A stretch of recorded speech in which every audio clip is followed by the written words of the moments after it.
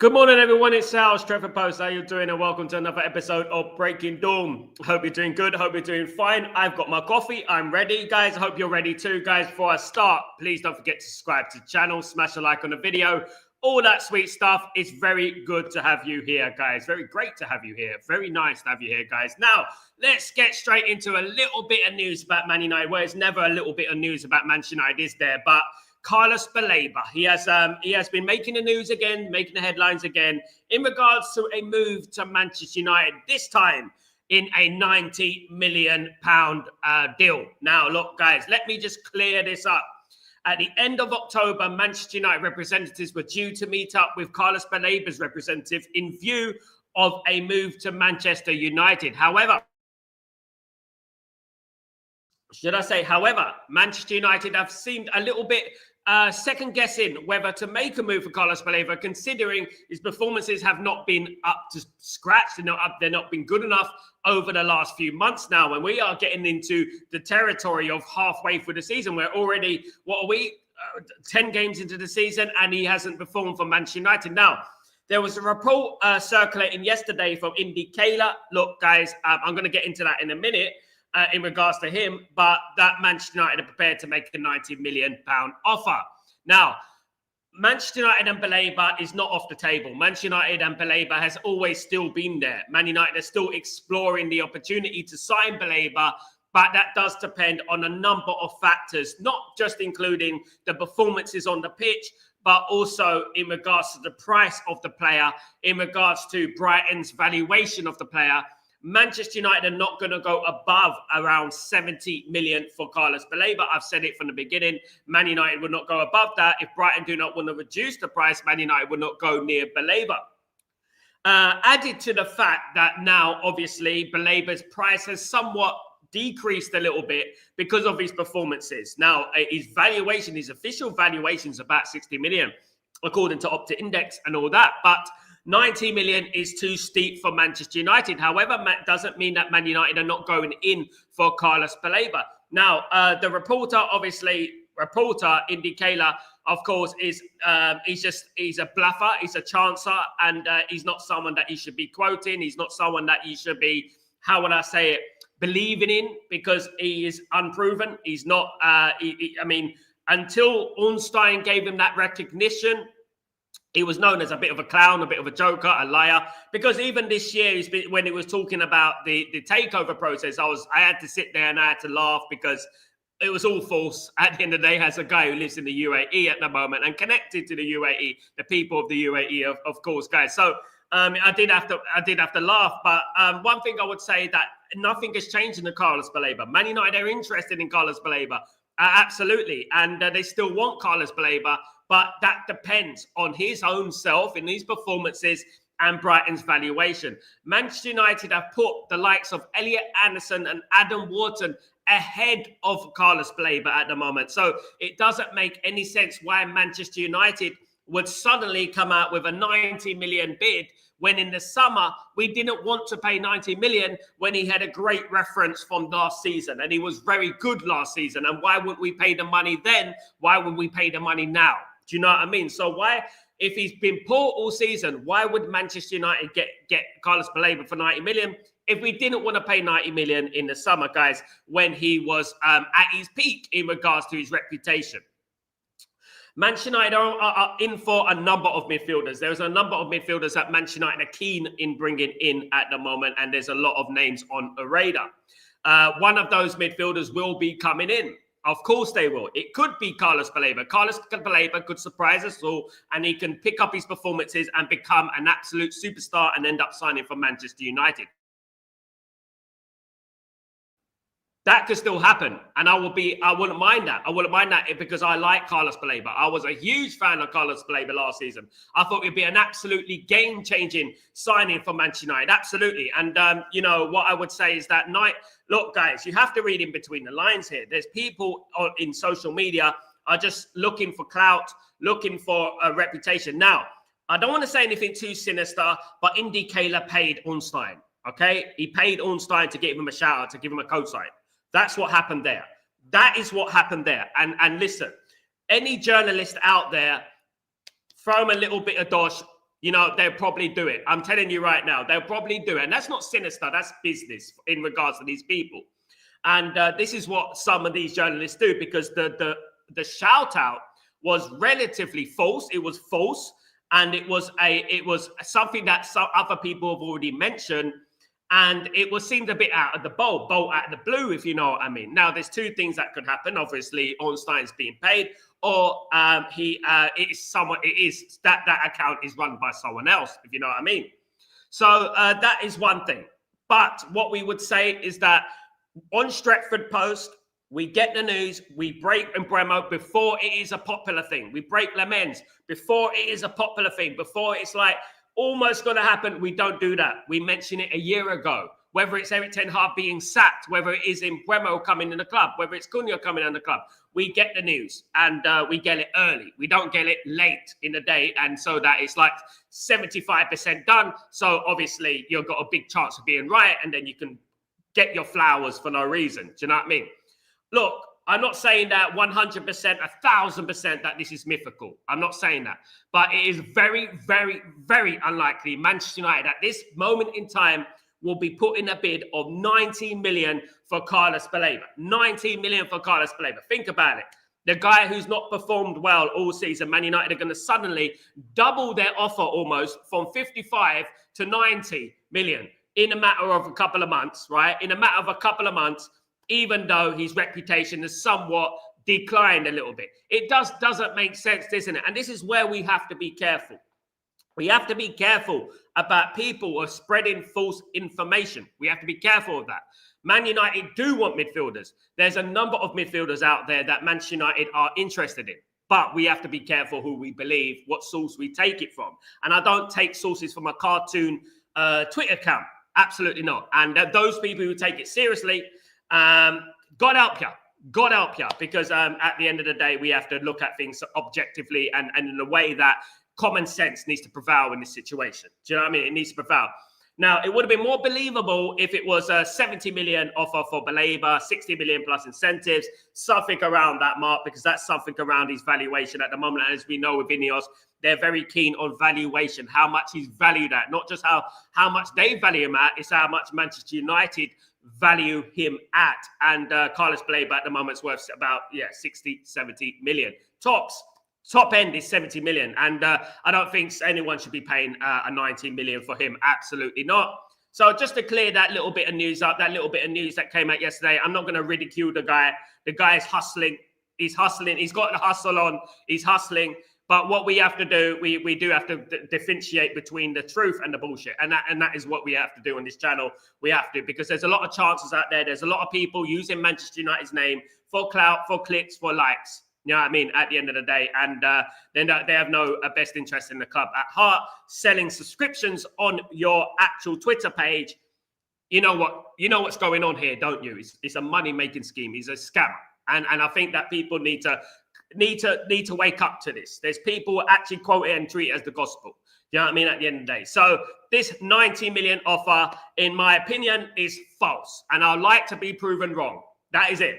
I wouldn't like to be, because I don't think we should be paying 90 million for Baleba. But I would urge people to prove me wrong. Let's see what happens, because at the end of the day, he said a lot of things that have not come true. On Stretford Post, we say things, they come true. A majority of the time, especially when we mention about players that we're going to sign, and we mentioned that we're going to sign them, way before it become a popular narrative. Of course, you remember Patrick Dorgu was first mentioned on this channel a year ago, and we're saying that Man United was signing. Man United had a pre-agreement with Dorgu, and Dorgu came for the football club. No one was talking about Patrick Dorgu. Nobody. And this is what we're talking about. This is what proper journalism, proper insight is in regards to football scouting, of course, guys. Let me know your thoughts. I hope you're all doing well. Welcome to the stream. I hope everything is blessed with you, guys. Let's get into the news, of course, guys. Hope you're all doing well. Let's get into some of the chats first. Good morning, Lisa, and I hope you're doing. I'm going to get into that very, very soon, Lisa. Big up yourself. Hope you're doing well. Good to see you. Big up all bars one. What's going on, my friend? Good to see you again. Good morning, Sanjay. How you doing? Hope you're doing well. Good to see you. Big up, Benny. What's going on, you legend? Hope you're doing well, brother. I hope everything is cool with you, my guy. Big up, Kenny. How you doing, brother? Hope you're doing well. Good to see you, mate. Marky Mark, good morning, my bro. What's going on, you absolute legend? What's going on, brother? Morning, Sal. and the community. How are you, my friend? Very well, my friend. Good to see you. Just ready to go on a run. Let's just sign Elliot Anderson, get Scholes vibes. Big up, Sal.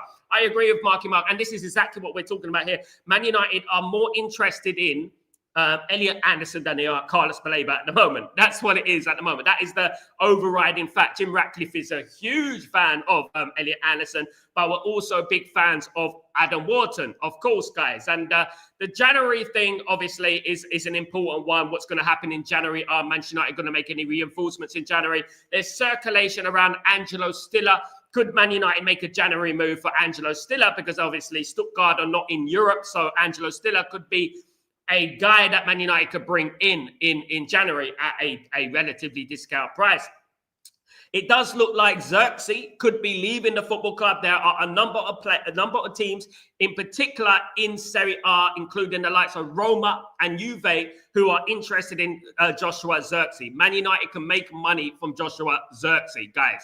Absolutely, they can make money from Joshua Xerxes. And if Man United manage to offload a player, i.e. Xerxes, even though I'm a big fan of Xerxes, but it's just not worked out for him. If they offload a player like Xerxes, Manchester United could quite possibly get Angelo Stiller, a player like that, through the door. However, if I was a betting man, guys, I would say that Man United are more likely to do a loan deal with a Conor Gallagher this winter, because obviously the financial side of things, of course, even though it will be a godsend for Man United to sign a midfielder permanently. Obviously, Ruben Amorim has spoken in regards to transfers. Fabrizio Romano has quoted as saying that Ruben Amorim only wants permanent players at the football club. No stopgaps. No stopgaps. How much weight you put into this, it's up to you. But at the end of the day, I think that would be very naive if we just completely shut the door on loan deals and all that and have nobody, because that is what it's going to be at the end of the day. So what I would say is that I hope that Man United do make a move. Angelo Stiller would be absolutely fantastic. But, you know, what I would say is that we have to look at realism here, the way Man United run things. And we shouldn't get our hopes too high because we'll just get annoyed at the end of the day. Do you know what I mean? Guys, absolutely. In regards to Carlos Baleba, he will not be coming in January. He's at the AFCON. He will not be coming in January. He will be coming later on in the summer if he does come to Manchester United. And I'm not completely shutting the door on Carlos Baleba, but what we have to understand is this. We have to look at the realism, the realistic side of things in regards to football transfers and how much his valuation is and his market value, which is not 90 million at the moment, of course. Big up Marky Mark, by the way. Got indicator blocked because of all the rubbish he has said since being right once. I mean, everyone is right. You throw stuff against the wall, Yale, something sticks, doesn't it, at the end of the day? It's about being pinpointed with it. And I don't think he has been right. I think he copies other people's news. He's done it with me before. Yeah, I don't think he has been right. I think the mark of a person who's great at news and getting the inside knowledge about Man United is, let me just tell you something about Man United. And I know people at Man United, okay? I know 2 people at Man United who currently work at Man United, okay? So let me tell you about Man United. Getting news from Man United, in particular now, with Ineos, they are very, very secretive in regards to what news they leak out to the press. Man United are very, especially let alone a Twitter account, for example, or YouTube or something, it's very difficult. You have to have inside knowledge in regards to the club. I have ex-footballers who used to play for Man United who I talk to on a level, and I have a couple of people at Manchester United. And even them, it's very difficult to find news surrounding Manchester United. There's one who lives over here in the UAE who I talk to, who is a legend at Man United. Do you know what I mean? So one thing I would say, even then, it is difficult to get the news, the inside knowledge about Man United. So Man United do not leak news about 3, 4, 5 times a day on Twitter. You know what I mean? So if someone, my sources, and this is what they say, this is the key word, my sources say this, my sources say that, it's a mythical knowledge. Of course, it's a myth. You have no sources.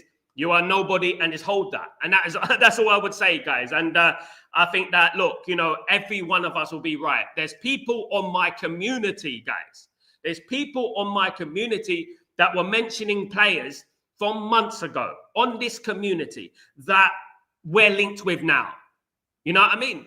That's what we're talking about here. You know, and that I give more respect to those people than I do for those other people on Twitter with a fake amount of Twitter followers that splurt garbage and try and manipulate the fan base. Because this is what they're doing. They're manipulating the masses. They're manipulating the fan base. Big up, Charlie. Efren, good morning, my friend. Hope you're doing well. So I think Baleba mentality is questionable. We need to Warton or Anderson. I agree. Guys, I was speaking about this. I was on Judge Mo's channel. Thank you, everyone who tuned in. If you did tune into Judge Mo's channel yesterday, thank you so much for joining me, guys. Yeah, I will be on there more often, of course, guys, to give my broader opinion about Manchester United and put chest with chest. Talking about Man United, of course, to rival fans and everything like that. Never seen so many bitter Man City fans. I never knew that Man City fans are so bitter, by the way. Why are Man City fans so bitter? Can you tell me? Because once upon a time, they were in League One or Championship, whatever, League One. Once upon a time. So why are they so bitter now? I don't understand. Any news regarding Andrew Santos on Chelsea? Andrew Santos is still on Manchester United's radar. Andrew Santos is very high up the list of Man United players that Man United are interested in. Obviously, I broke about Andrew Santos a few months ago. Andrew Santos being linked to Man United. Ruben Amorim is a big fan of Andrew Santos. But the problem is with Wilcox, Vivell and Barada, there's going to be conflicting opinions about which players Man United should bring in. And with Ruben Amorim, his opinion isn't the gospel. He doesn't have the final say. There's a conveyor belt of people, adjudicator of people who make the decision on what midfielder Man United are going to sign. Anderson is on the, Andre Santos is on that list. Anderson's on that list. Adam Wharton is on that list. Conor Gallagher's on that list. Javi Guerra's on that list. Lucien Agume's on that list. Lamine Kamara is on that list too. There's a number of players that are on the list of midfielders. And each one of those midfielders would be a fantastic signing for Manchester United. And I'll be honest, Angelo Stiller as well. Each one of those midfielders would be a fantastic signing. Now, I'm looking at things. Man United have a tier of midfielders that they want, like a league table. At the moment, I would class Elliot Anderson as number 1, Adam Wharton as number 2, Angelo Stiller as number 3, and then I would say that Carlos Baleba number 4. I am a little bit conflicted about Angelo Stiller being number 2, though. That could be number 2. That can even be a number 1. That can move up the little tier system. Maybe I should do a tier system on here. Absolutely. But those are the top 4, basically Champions League qualifying 4 that could possibly sign for Manchester United in the summer. But there are loads of other midfielders. I'm even talking about Kone of Roma as well is another one. You know, Monchio of Ajax is another one, of course. There's loads of options out there for Manchester United. We were talking about Sabuebra over the last week or so. Another one, Oyhen Sanse, we were talking about yesterday, you know. So there's going to be a lot of players that you're going to be hearing about, absolutely. Kula, I believe that any player being bid has been properly scouted and approved at the required level. So if a price of 90 million, 8 million, I'm going to go for it. Absolutely, Kula, bullshit, mate. Absolute bullshit opinion, mate. No, nobody is worth 8 million. He's not worth 8 million. Absolutely. Yesterday's show on Moso was great. Thank you so much, Ephraim, and thank you so much for joining. Look, at the end of the day, no one sanctioned anything, and anyone listens to that clown, then I feel for you. Absolutely.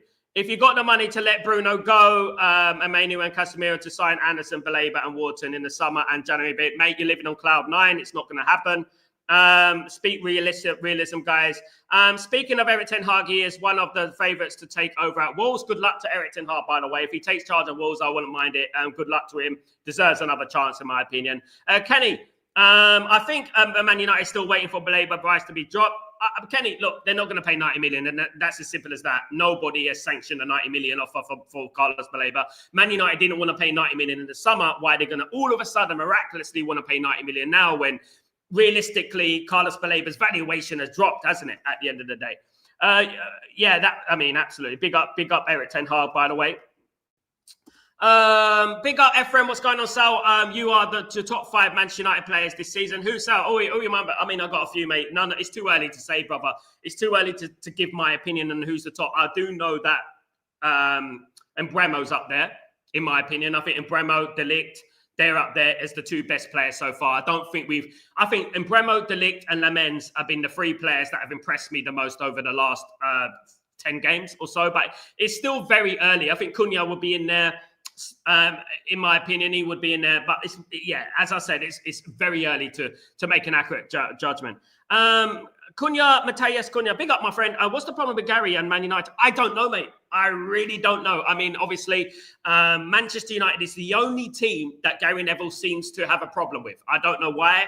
I don't mind him criticising players. I don't mind him giving his objective, he's constructive, should I say, opinion about the likes of Benjamin Sesko and players like that. But he does go a little bit over the top. Of course, we've got rival fans who are complimenting Sesko more than our own legends and things like that. And I think that is where that's wrong, in my opinion. That's wrong.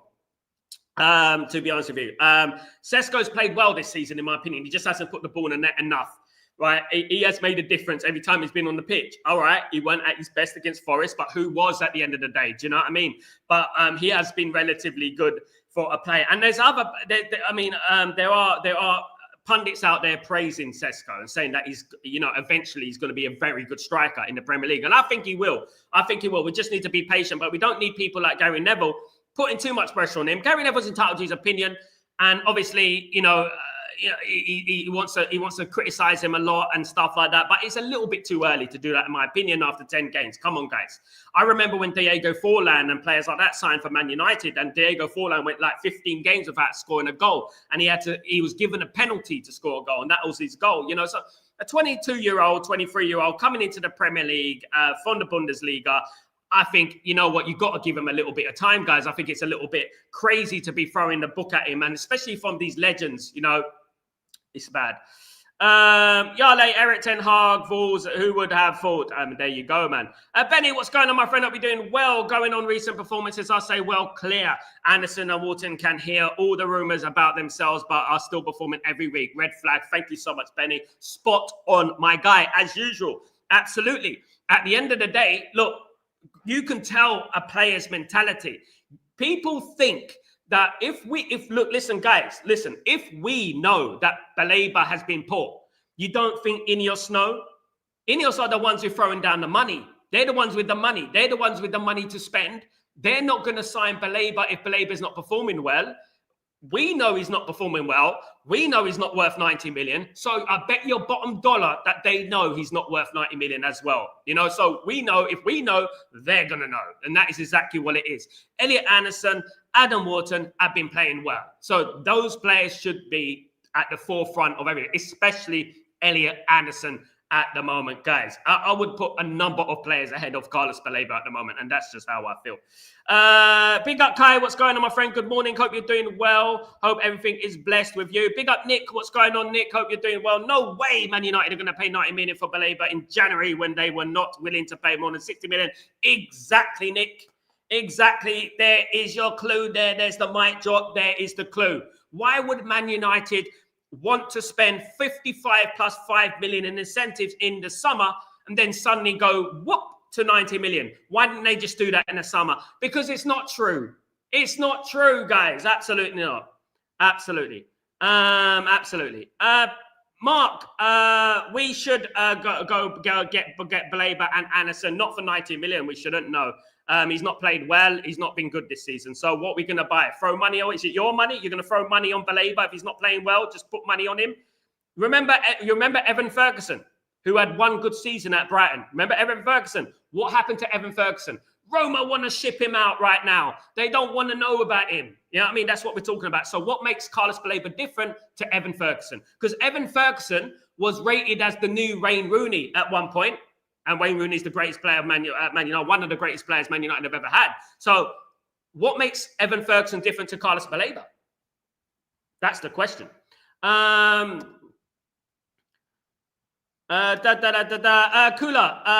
Wharton isn't worth 100 million. Anderson isn't worth, Baleba isn't worth 90 million. But if United sign players, they will have to a quoted amount. That is what a market has, sadly. Not really, mate. No. Man United don't sign players 100 million. That's not how it works, Kula. You don't just sign players. You reduce the price, and you don't sign a player for 90 million if they're worth 60 million, just throwing money down. That's not how it works, Kula. You know what I mean? Guys, absolutely. And Kula, I can tell you what's going to happen in January. I can tell you what's going to happen if you carry on, Kula. It's going to be blocked, mate, if you carry on. All right. So what I would say is that, let me tell you something. In regards to, and I'm talking about the January, things are going to happen in January. Let me tell you, things are going to happen in January. Absolutely. No cocky remarks and stuff like that, guys, in the stream. But what I would say, no.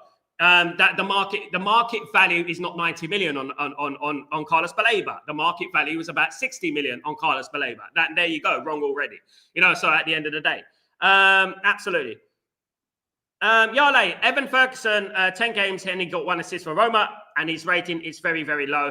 Did injury ruin his career? I don't know, mate. To be honest, I don't think so. I just think he just went off the boil a little bit. Do you know what I mean? At the end of the day, he went off the boil a little bit. But this is exactly what we're talking about, isn't it? Exactly what we're talking about. We're talking about players that have one good season at a football club and then, fade away. That happens a lot. That happens a lot, guys. That happens a lot in football. Players will have one good season. People be hyping him up. I've lost count how many players Man United have been linked with who've had one good season at their football club.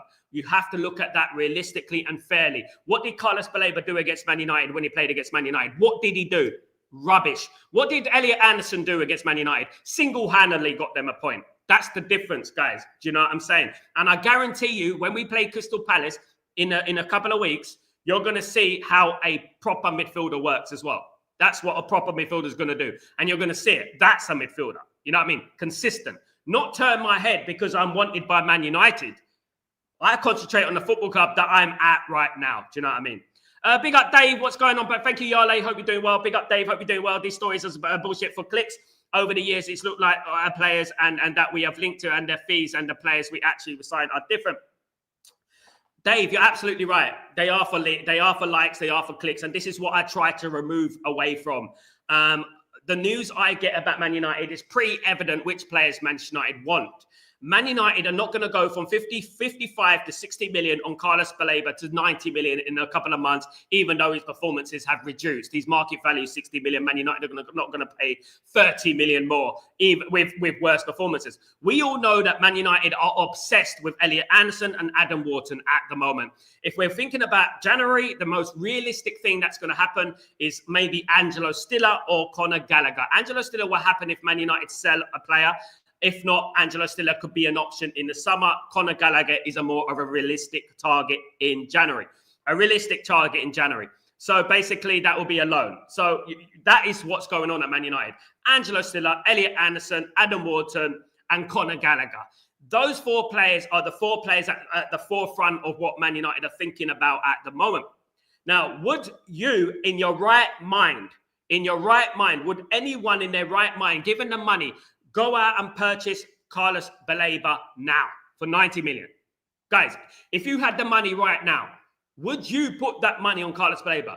Now, we all know what the answer is, don't we? But then you look at Ineos.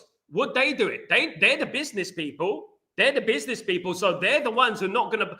If we're thinking like that, you can bet your bottom dollar they're thinking like that as well. Do you know what I mean? Absolutely. Big up, Dave. Nice video, man. Thank you so much, Mark. Hope you're doing well. I respect your opinion. I respect yours as well. But, Baleba, I like Baleba. You know what, Mark?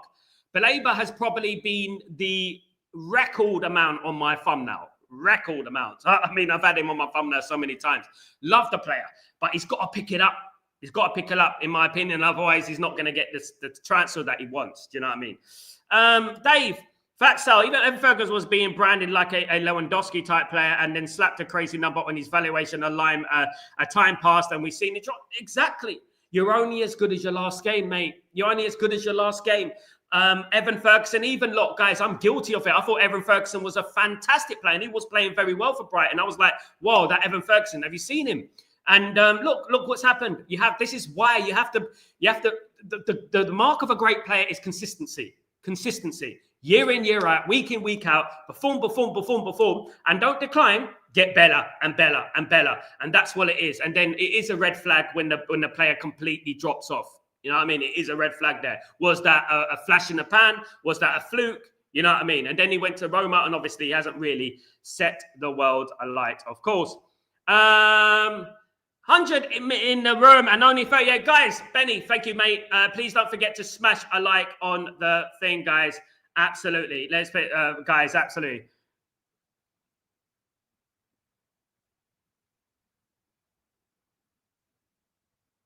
Cola, I've been a fan 40 years, mate. You don't need to tell me about anything, mate. You've been a fan since Man United was successful. Baleba, yes, for 60 million max. Big up Darren, by the way. Max 60 million. That's what I mean. Even that at the moment, when you're looking at it, Darren, when you're looking at it and you're thinking, if these performances carry on, Darren, would you put 60 million on his head? If you had an opportunity to get Adam Wharton or Carlos Baleba for 60 million at the end of the season, who are you going for? Let's say that both the performances remain the same. Let's say that there's Adam Wharton and there's Carlos Baleba and they both continue the same as they are. Who would you go for?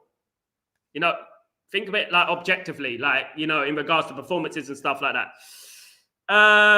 Dabby says 60 minutes is there, but one won't agree with that. Whereas they should, they won't. What Man United gave, what Man United offered in the summer, which was 55 plus 5 million, sorry. What Man United offered in the summer was about right. That was about right, what Man United offered. And they rejected it. You know, and look, Man United can't be going to 90 odd million and stuff like that. Look, I really hope that Carlos Baleba picks it up. He has a fantastic AFCON. He plays for Man United and he ends up signing for Man United. He's a fantastic player for Man United. Of course, in an ideal world, I wouldn't mind as long as it's good for Manchester United. I don't want Man United signing a player who is obviously mentally weak and then Real Madrid bid for him and then he's mentally weak for Man United. Do you know what I mean? Absolutely. Both Sal, absolutely, Darren. Kula, look, at the end of the day, mate, why would there be our opinion that you are the only one that has been spoiled? I mean, if you want, Kula, I can get rid of you right now, mate. If you want, mate, if you're causing problem on this stream, I mean, anyone can say they're a fan of any long. It doesn't really matter. I don't really care. But one thing you're talking about is that I've witnessed many transfer windows. You're acting like I haven't witnessed many transfer windows. I've been in this game for a very long time in regards to football, Kula, with all due respect. You know what I mean? Guys, but at the end of the day, what you're talking about, it doesn't make any sense. It doesn't sound like a person who's been a football fan for a very long time, mate. Absolutely not. And you're coming out with opinions about the club, about we should pay 90 million if it's market value. You obviously don't know Carlos Baleba's market value, which is 60 million. All right. So at the end of the day, when you're coming on here, I'll give you the respect. I will read out your comments.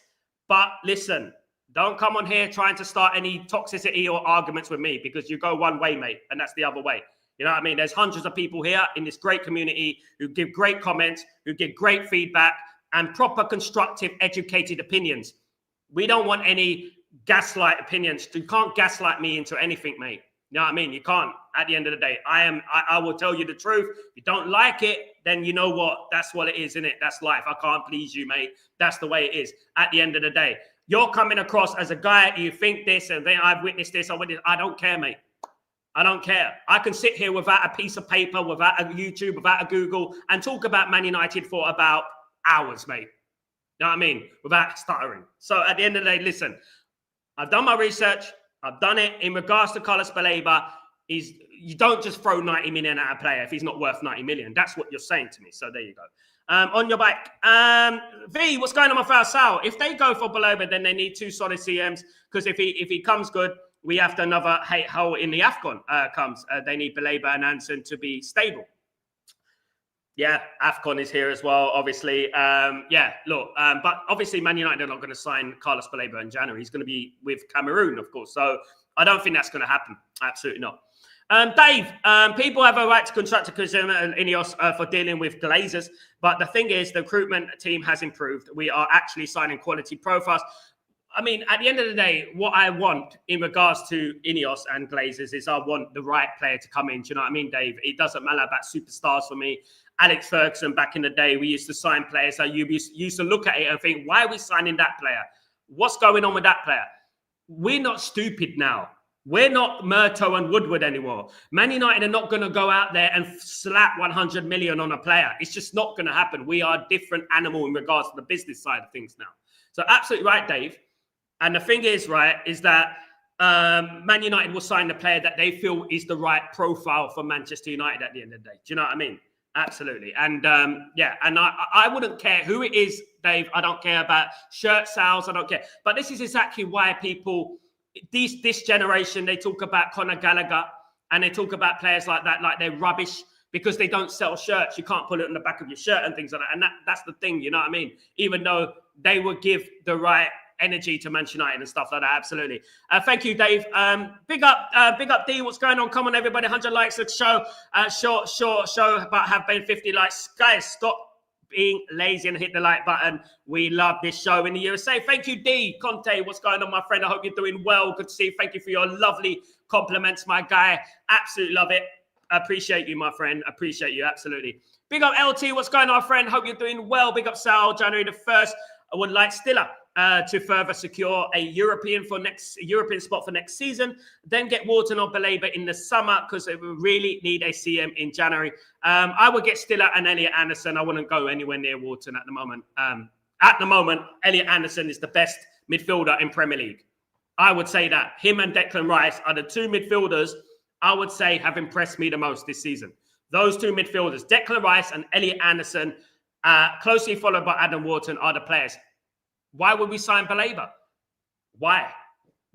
Explain to me why we would sign Baleba now, when he's not performing, and he's obviously mentally weak. And that's what I would say.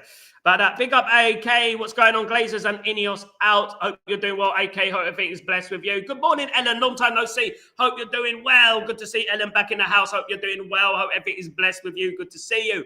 Of course, absolutely, guys. But look, away from the mess, away from the kerfuffle, there is another player Man United are being linked with.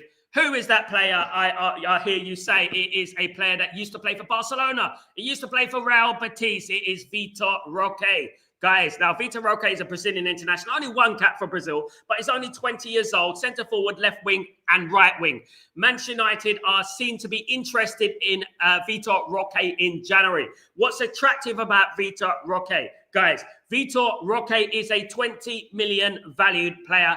Cheap as chips, guys. Cheap as chips. Can play on the left, can play on the right, can play attacking midfielder, can play centre forward. Now, Man United will be looking into bringing in players like this, more likely bringing in players like this, because obviously the AFCON is here. So obviously we're going to lose Mbeumo and Ahmad respectively, but we can bring in someone like Vitor Roque to fill in the void whilst the AFCON goes on and the AFCON finishes, and we can have someone like Vitor Roque. He's only going to cost a little bit of money, guys. It can even be possible that Man United may be able to do a loan deal with Vitor Roque. He's got a little bit of experience in Europe. Didn't quite work out for him at Barcelona. Maybe he went to Barcelona 18, 19 years old. Maybe it just didn't work out for him there, but it's too early for him. Sometimes that can be. He was also at Real Betis as well. So he's got that element of Premier League experience, European experience, excuse me. And he is a player that is not going to break the bank if Manchester United were to sign this player. Valued at 20 million euros, guys. Absolutely. D, what's going on? Any updates on nothing at the moment, as we know with UAE? I'm not gonna fabricate any news. I'm not gonna say any news that isn't true at the moment. These kind of I'll say drippings of news that you get every single few months. That's basically it. You might get a little bit of news coming out, but we have to always play it by ear and take it with a pinch of salt, guys. We really do, because, I will hear about it over here in the UAE if Manchester United are going to be purchased by UAE, by Dubai, right? And to be honest with you, there's no smoke without fire. The Glazers are very second-guessing in the way that they're doing things at the moment. They're very slow to get back to anyone. And this is why we're very slow in the transfer market as well, because they still sign the checks a lot of the time. So basically, we're waiting on the Glazers. But one thing that is the biggest key area here out of everything is the regeneration project. They are waiting for the regeneration project, the decision for the regeneration project. So if this decision for the regeneration project goes to the pits, it doesn't work out, then you can see action. You're going to see momentum in regards to the full sale. If this regeneration project is successful, obviously, Man United are going to be valued at a lot more money. We're talking about 10 billion, obviously, because the regeneration project is in line to make the Glazers billions and billions, of course. So if it gets rejected, Man United will be valued at around 5 billion. So this is what's going to happen. So it does depend on that regeneration project. This is why everything will take time. Everything will take time. But they are banking on that regeneration project. This is why we need to really stop that regeneration project from happening. Dave, in Amram's two-man midfield, with Stiller and Anderson, these two will immensely stabilize the midfield and also help the defense. That would be a brilliant midfield for me, Dave. I'll be honest with you, Dave. Look, you know what? Much love to you, brother. I agree. I would love that. I would love Stiller and Wharton. I would love Stiller and Anderson. I think they will complement each other well. The great thing about Stiller is that Stiller is not just a number 6; he's also a number 8, and I think he can do both roles. That's what's great about it. And I think this is the modern way to play football, in my opinion. The modern way to have the number 6 and to have number 8, a player that can play both roles. You know what I mean? Kula Shaker. Who remembers Kula Shaker? Jaya Jaya Govinda Jaya Jaya Govinda. All right, let's go. Roque came up and thought he was a superstar, so chose to join Barcelona. Now he has flopped to be a 0. Why would United waste money on him and not rather give Achida Obimi a chance? His ability. Because at the end of the day, he's more experienced. He's been playing well. He's a Brazilian international. Chido Obo Martin is a bit of a Bambi on ice. If you watch Chido Obo Martin, he's got the quality, but he's not the final product yet. Absolutely not. So what Man United are looking for is the profile player they're looking for. You know what I mean? As you said there earlier in the stream, what Man United want to do, what Ruben Amorim wants to do, is what they want to do. 20 million for Vitor Roque is not a lot of money for Manchester United, and he can play in a numerous amounts of position. Chido Obo Martin can play in one. Vitor Roque can play left wing, right wing, number 10, and striker. Absolutely. Dave, I watched a couple of games where featured he's not it, but he was fast tracked to be rendered, but he doesn't have the quality as Istafel. No, but he's improved. And what we have to understand, Dave, is that he's young. He's young. He's 20. You know what I mean? At the end of the day. Absolutely. Kula, I hear what you're saying, but the guy has flopped immensely. So yeah, he has flopped immensely. But will we judge him? Will we judge him in a way that is harsh? Or will we say that it was too early for him to go to Barcelona? Which it was. Which Dave said earlier, it was a little bit too early for him to go to Barcelona. You know what I mean? I've watched him. I would much prefer if Man United are going to do the deal, a loan. So there is a talk of a loan. Would you say no? Guys, Man United don't have much money to spend in January. Of course they don't. But would you say no to Vitor Roque on loan, right? To fill in a void whilst Mbeumo and Cunha go to the AFCON? Would you say no to Vitor Roque? Would you say no to those I wouldn't. I would say yes. Who are we to say? I would say yes. Just like I would say yes to Conor Gallagher. I would say yes, because you think that Ruben Amorim is going to come out and say, nah, don't want Vitor Roque. Nah, don't want him. Nah, don't want him. It's on loan. You know, so if you get him on loan, great, if we can do that. However, his value is 20 million. You know, it's not much, but I agree. There's better players out there, but I would much rather a Vitor Roque on loan, so we have nothing to lose. If we're going to do a loan, in my opinion, guys, if we are going to do a loan, I would go for Endrick. Because obviously we need that cover in there, and Endrick's a fabulous player, in my opinion. I just feel like when you go to Real Madrid, it's not as easy, you know, for some players to fit in. Obviously, it's a big squad at Real Madrid as well. Absolutely, guys, absolutely. So yeah, look, at the end of the day, that's the way it is. United wanted to sign him back then, but he rejected us, bro. Yeah, it's the way it is, isn't it? So did Mason Mount. It is just Endrick who also rejected all United Joy. But this is football, mate. This is football. At the end of the day, you never sign him just because they rejected us once. He wanted to go to Barcelona. That's up to them. At the end of the day, would you say no just because he rejected Man United once? So what? That's life. You know, many players have rejected Man United and end up signing for Man United. That's life. You know, at the end of the day, we don't have the mentality now in football. You honestly think that any player in the world would just want to sign for Man United right now? Do you think Elliot Anderson, if we ask Elliot Anderson, who would you rather sign for in the world right now? Do you think if it was between Real Madrid and Man United, Elliot Anderson, who's he signing for? Who's he signing for? Be honest. Real Madrid, right? It's no shit, isn't it? At the end of the day. That's it. There's always going to be a team that they're going to reject you for. They're not Man United fans. And this is what we have to understand. They don't love us. Every single player in Europe would reject us. It doesn't matter.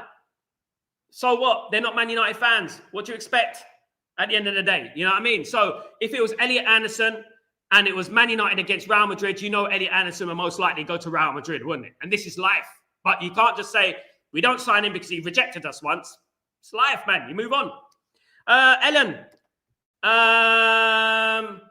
Fabrizio Romano, Ruben Amorim made it clear to Man United board that he doesn't want to stop gap signings. Absolutely. Said that earlier, Ellen. Absolutely. I said that earlier. Absolutely. Alan Shearer rejected Man United, and look how that turned out. Absolutely. Lots of medals. Absolutely. He lost out on lots of medals, and I wouldn't change it for the world. I wouldn't change it for the world. But players reject teams. That's it. Some players are different. You can't paint every single player with the same brush. Some players want to sign for Man United. Some players support Man United. I've heard Lenny Yoro supports Man United. That's the difference. Some players, guys, it's, at the end of the day, as Darren said there, it's their loss. And also, you don't cry about it. Listen, guys, if we had a choice to sign Endrick, Vitor Roque, Conor Gallagher, each one of those players could possibly rejected Man United in the past, or nobody. Would you sign those players?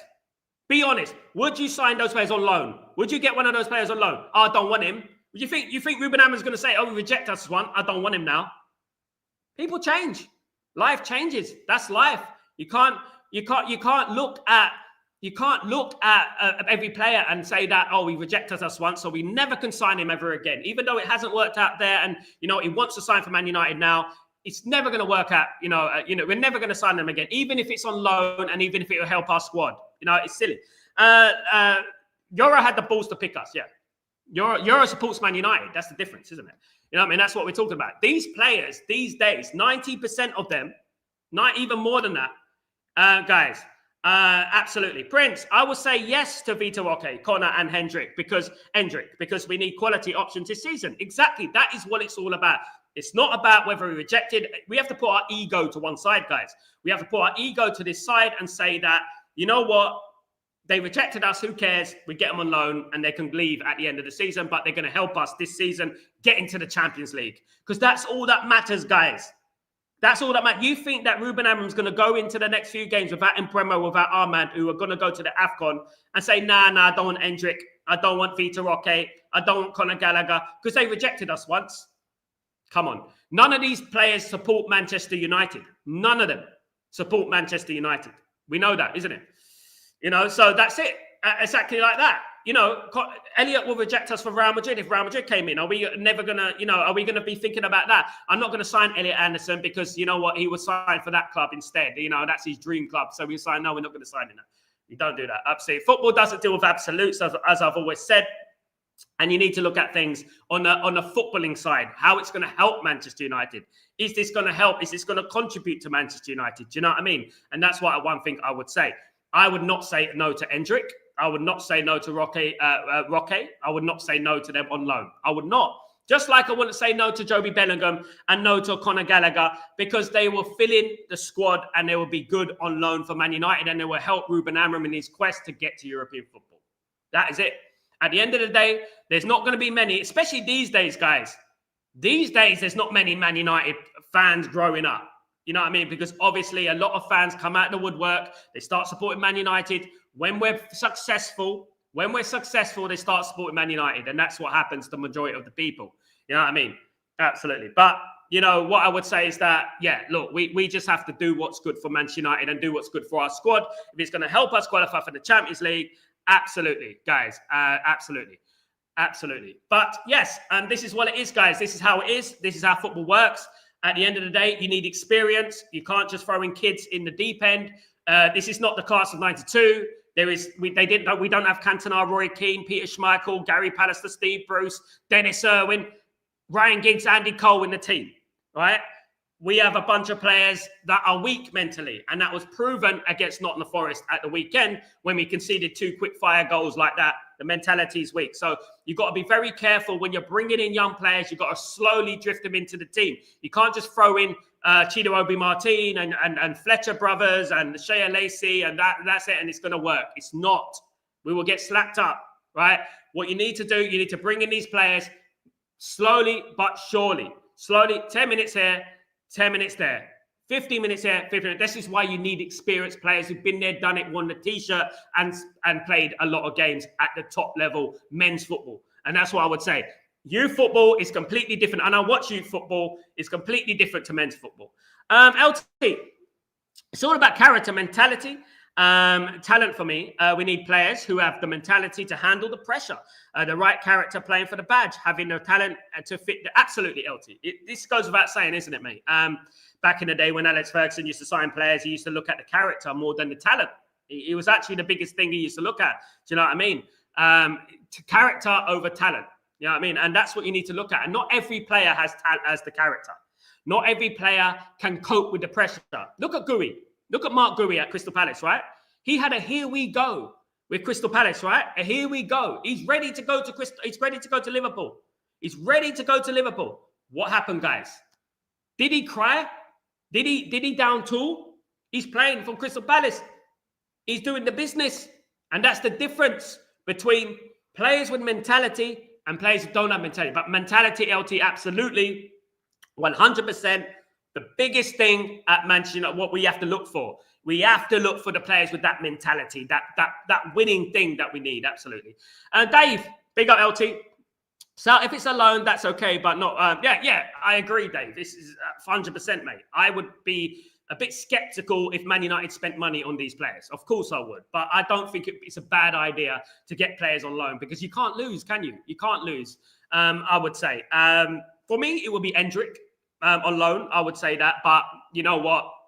Maybe I'm spoiled. You know what I mean? At the end of the day, there are other clubs in for Endrick as well.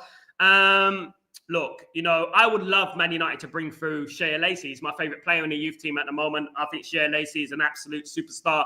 He's going to be a great player. I think Musa is another one. He's going to be an absolute superstar. I think he's a brilliant player. But we have to be careful as well. Guys, did you see JJ Gabriel, by the way? JJ Gabriel, that's a little bit of skill. That guy's an absolute gem. We need to get that guy into the squad. I'm telling you right now. And let me tell you right, if there's one player that we need to get in that first team squad, I'm talking about, not talking about first team, I'm talking about getting him on the bench to get him some minutes, is that player, JJ Gabriel. Because you know what? When he hits 16,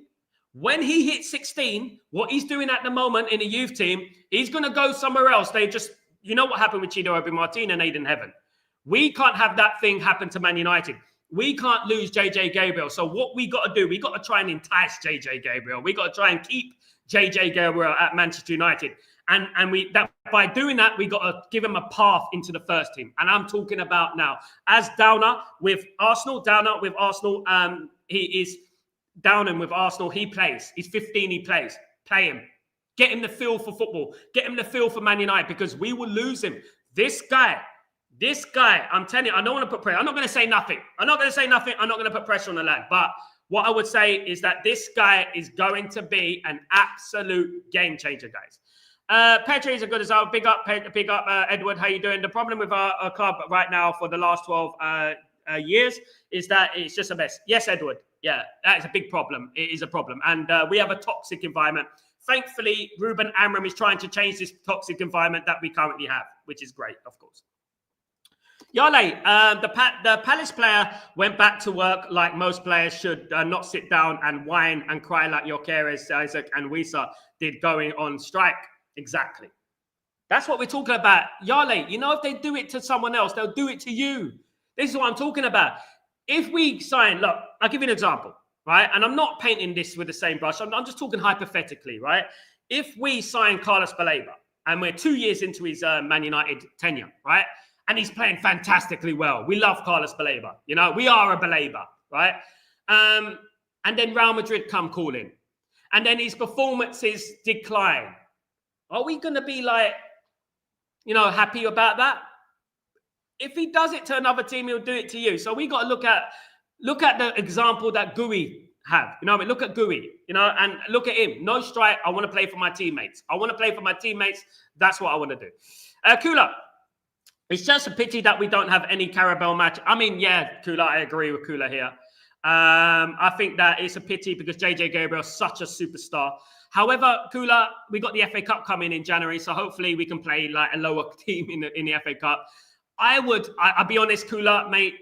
I'll be honest, I would put him in the squad.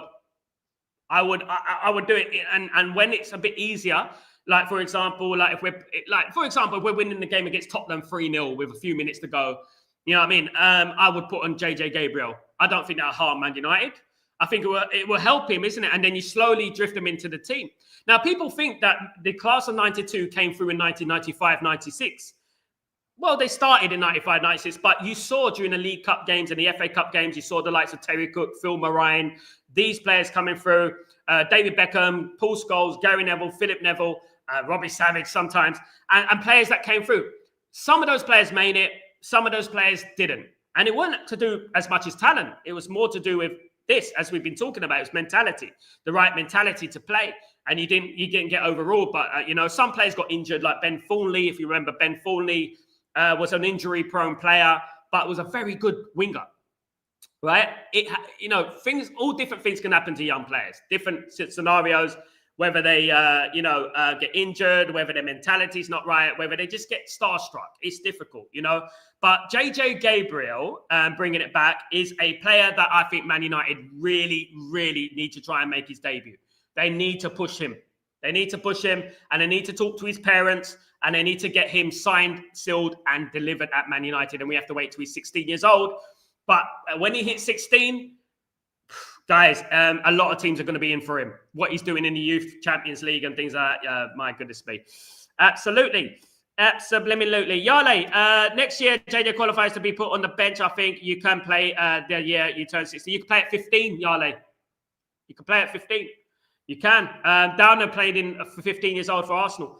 Marco Gui or Chris Abad is a star. We need his class of character in our team. Prince, he's on a free transfer in 2026. So hopefully Man United will make a move. Free transfer, Gui, goodness me. Can you get any better with that? Have De Ligt and Gui in that? No, mate. I think personally, in my opinion, I love Aiden Heaven. I think Aiden Heaven is going to be an absolute baller. Lenny Euro, De Ligt, and have Gui in there. I would honestly sell Luke Shaw. I would get rid of Luke Shaw now. There's a couple of players I get rid of there, but I might be in the minority. I'm not going to talk about that, of course. Dave, JJ Go is quality. If there's one thing that can be seen is even at a young age, is quality, absolutely. And this kid has it. He'll be one to watch. Then he joins the first team. Absolutely, him and Shea Lacey. I would love it if those two broke through the team, broke through into the first team. I would love it if those two broke through the first team. There's nothing more. What's more satisfying than a transfer? It is players coming through and players making it at Man United. There's nothing more exciting than that. You know what I mean? I believe. Kula, do you think United can convince Gui to join? What will United have to do to convince? But then again, Kula, he wanted to go to Liverpool, didn't he? But we won't hold that against him. Of course we won't. You know what I mean? At the end of the day. But but obviously, Kula, what the score is, isn't it? You know what the score is, my friend. It's whether Man United qualify for Europe. Man United got to qualify for Champions League. This will help everything. If Man United qualify for the Champions League, then it's going to be much more easier for Man United to attract players. We can attract players already, but if Man United get in the Champions League, I think that will attract a lot more better caliber of players and stuff, and we'll be a lot better. And we can get on that momentum train. I was speaking on Mo's channel yesterday about Man United signing the likes of Buemo and Cunha. And these were players to basically get us into the Champions League. And then when you get in the Champions League, you sign a couple of more players as the icing on the cake, the cherry on the icing on the cake, to improve the team to make it Champions League quality. And at the moment, we're in the stage, if we're going to liken Man United to anyone, it would be Manchester City when they first had the Abu Dhabi take charge of them. They signed Adebayor. They signed players like, obviously, Kolo Toure, those type of players. We are Benjani and these type of players that were good players in the Premier League, and they started signing these players just to get them into Europe. I think Man United are on that stage and a little bit better, but they're on that stage in my opinion. And I feel like they, if Man United can get into that Champions League, it's RIP for the rest of the teams. I feel, because I think we're going to absolutely go mental in this window. I think absolutely. But what I would say, guys, in regards to Mbeumo. I said it yesterday. I think Mbeumo is the signing of the season for me at the moment. I'm not saying that just because I'm a Man United fan. I'm saying right now, Mbeumo is the signing of the season, mate. Absolutely. LT, Sal, do you think Amram is not introducing youth enough in the first team because he's trying to solve our consistency to bed them in properly? Or do you think he doesn't think they're ready? I actually think I've heard Ruben speak about the youth. I think he does think they're ready, but I think you make a very good point there, LT. Absolutely brilliant point. Man United need to create a winning environment. It's much easier for young players to walk into a team, just like the Castle 92, in a winning environment. With players that are winning, with players that are confident, with players that can help you, nurture you. You know what I mean? When you walk into a football team in an absolute derelict mess, then it's very detrimental. It's harmful for the young players. And you make a good point there, Elton, because that's true. You know, you have to bring in players at the right time. Timing is everything. In life in general, timing is everything, in my opinion. Absolutely. Cooler. JJ can be a bench for the FA Cup. Sure, subbed in the 70th minute and scores a hat-trick. Like, imagine that. That would be amazing. You know, if you're good enough, you're old enough. That's what I've always said. You know what I mean? At the end of the day. Sam, JJ Gabriel plays like Neymar. United should focus on development and give him chance in the first team before clubs like Madrid and Barca. I agree with Sam. There's certain players, Sam. There's certain players that you just have to take a risk on. You just have to try and entice them, to try and urge them to stay at the football club. There's certain players you just have to take that risk on. And I think JJ Gabriel is that guy. I don't want to be looking 5 years down the line what would have been if we gave JJ Gabriel a chance. You know what I mean? At the end of the day. Guys, I would love that. I would love that, mate. Great opinion, mate. Great chat, man. Great chat. Barcelona did it with Lamau and the boy. Oh, they are glad that. Yeah, look, because Cola. Imagine they lost Lamau. Exactly. Imagine they lost Lamine Lamar. Imagine it. You know what I mean? You have to give these players a chance. 15, 16, who cares? You remember George Weah? George Weah was he 15, 16 and started at AC Milan? You just, look, even if it's 5 minutes here, 10 minutes here, 15 minutes here, get him in the team. I guarantee you he's got the talent to do it. He's got the talent. And bring him into the team, get him that taste for the first team, and then you never know what can happen. Absolutely, Cooler. Cooler, what do you think about our chances of United making it in the Champions League this season? And if they are not just yet, what can we do in January to increase chances? As people were saying there, we have to get loan deals, mate, at the moment, unless we sell. Obviously, there's news about Xerxes leaving, going to Roma or going to Juventus. If Man United can make some money and Man United reinvest it in the likes of Angelo Stiller or something like that, I think Man United will have a good chance.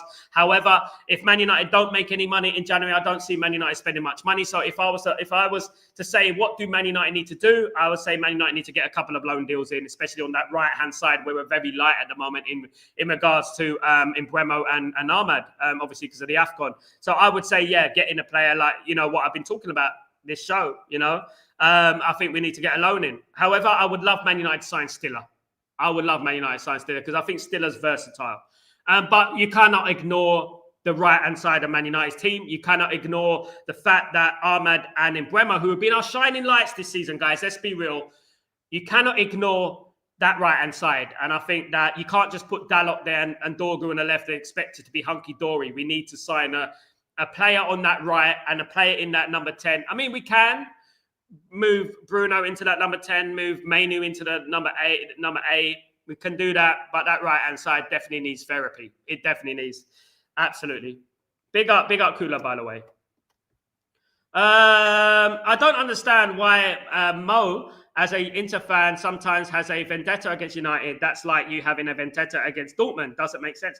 I mean, what I would say, Dave, look, everyone is everyone. Everyone has their opinions. Everyone has their own personal opinions about Man United or any other football club. What I would say, Dave, I don't like Arsenal, right? That's just my life. I was raised in London. I remember when Arsenal won the double. I was very humble back then. Man United were winning everything, and I never used to gloat. I never used to scream from the rooftops, even though I should now in hindsight. But I think that Arsenal, for me, they are the most arrogant fans in the world, right?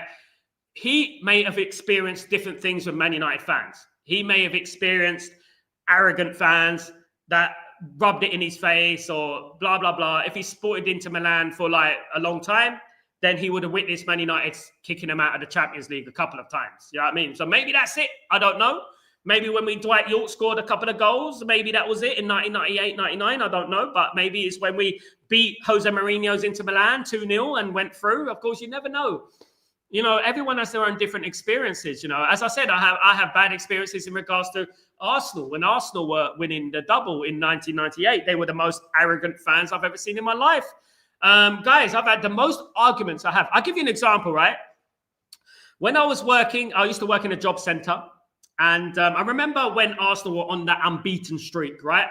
And we were playing Arsenal that night at Old Trafford, and Man United ended their winning streak. And as we know, it was controversial. It was controversial. Rooney penalty, which it was a penalty, by the way. The foul on Reyes, etc. And there should have been maybe a red card for Gary Neville and stuff like that. You know what I mean?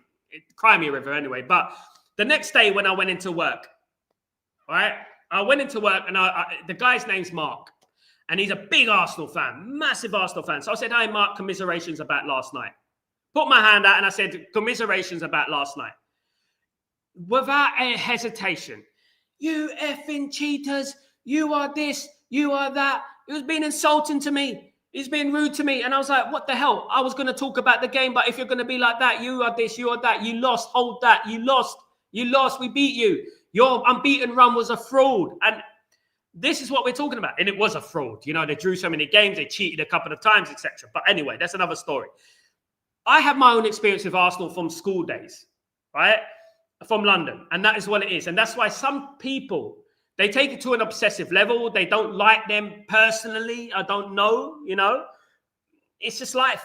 And you have to accept people's opinions. You have to accept that they don't like Man United. But what's the best thing for Man United to do?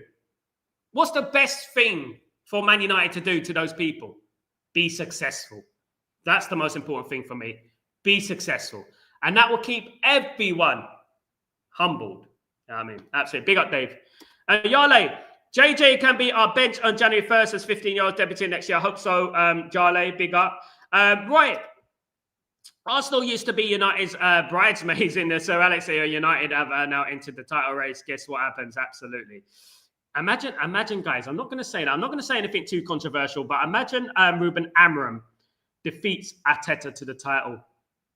It's not going to, I know it's difficult, guys. I am aiming at the top, but this is what I mean about aiming high. Always have high expectations. So I was arguing with someone. I argue with a lot of people about Man United, but if I say something on this channel, if you tell me, right, if any one of you great people tell me that we should be happy with 10th, I'm gonna go mad.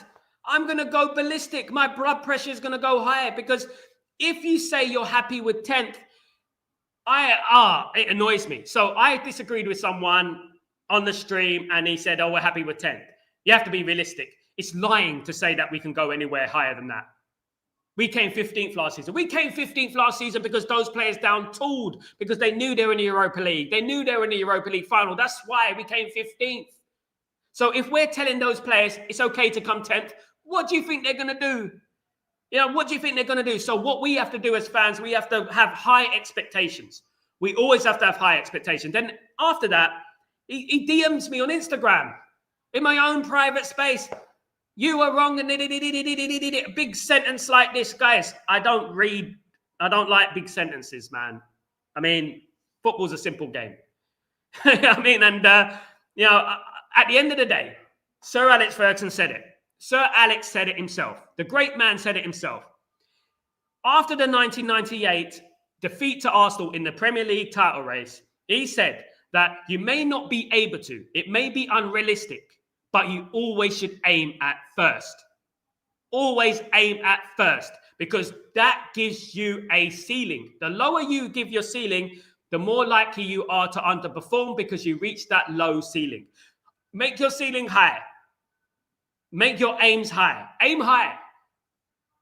You know, it's just like going into an exam. You're going to go, "Oh, I'll be happy with a D. Get me into college." You know what I mean? I'd be happy with a D and an E. You get me into college, won't it?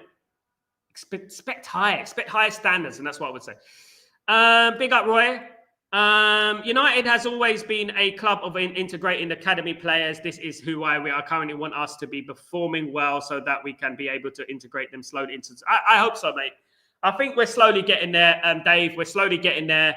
And I think you will see, I guarantee you will see some young players coming through, whether that's by the end of this season or next season, you start seeing the integration. But I do believe we should have 1 or 2 on the bench.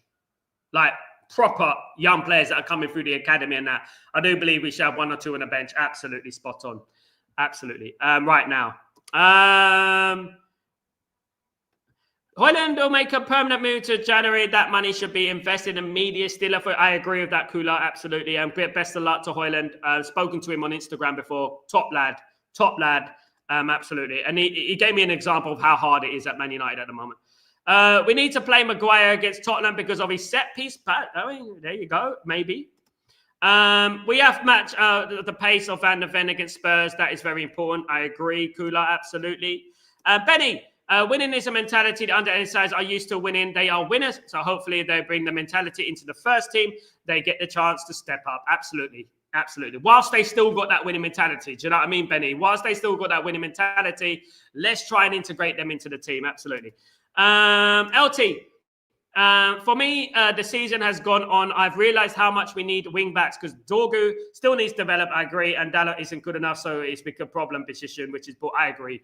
We do need wing backs. I'm a big fan of Vanderson. I've seen Vanderson. I think he's going to be a fantastic player. I think Man United need to bring it in.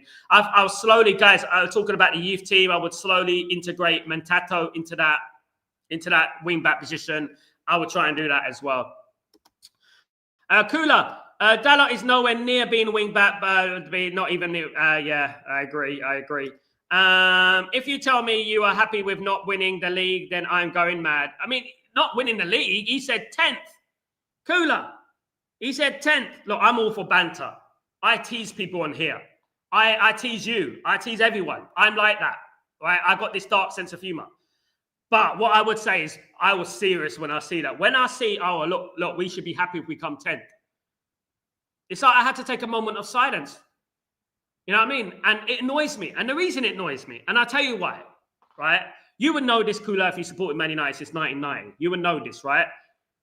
I don't want people supporting this football club who gaslight people and gaslight the younger generation into low expectations. I don't want that. You should not gaslight anyone to low expectations, right? Whether we can win the league, whether we can't win the league, you always aim highest you can possibly aim. And United should always be aiming at top of the league, even though it's impossible. Why is it impossible for Man United to challenge for the league title? Why? Why is it impossible? We could possibly be second in a couple of weeks. You know what I mean? This is what we're talking about. Why is it impossible? I just don't get it. And these people just want to gaslight people into thinking it's okay to be low. It's okay. It's like, yeah, here you go. Here's your second place trophy. Not interested. We fight. We have to fight. We have to get that mentality away. You know, that mentality where, yeah, you know, top 8 will be all right. Even at the beginning of the season, I was like, why are you talking about top 8? Let's not talk about top 8. Sam, still a signing in January will be like the Bruno signing in January. He will improve United totally. Sesko will score goals because the guy crosses the long passes unbelievable. Absolutely, Sam, I agree with that. Absolutely, be an absolute game changer for Man United. I'm obsessed with Stiller. I think we should have signed him in the summer. Real Madrid are interested in him as well, so it's going to be difficult. So Man United need to make a move quickly, in my opinion. Absolutely. Guys, I want to thank everyone for joining me today. It's been a great discussion. It has. I want to thank everyone. You absolute legends. Guys, thank you, everyone. Please don't forget to subscribe to the channel if you're new and to smash a like on the video if you can do that. I don't know how many likes we got, but let's get to 50 plus likes, guys, for today. If we can get to 100 by the end of the day, that'd be absolutely fantastic. Guys, we agree, we disagree. I've got nothing but respect for you. Much love. And thank you, everyone, for subscribing to the channel. We move on. We'll agree next time. We'll disagree next time. That's life. It's part of being a human being. Ultimately, what's most important for Manchester United and us as fans is that we're all in the same boat to the same destination, which is success. That's what we want, isn't it, at the end of the day, guys? Have a great day, great evening, great night. I will be back later on, of course, for Chatterbox. Keep your notifications on when I go live for that, guys. And join me for Chatterbox, because Chatterbox matters as well, guys. So thank you so much, guys. Have a great day, great evening, great night, wherever you are in the world. I'm Sal Warner. This is Breaking Dawn. See you soon. Peace.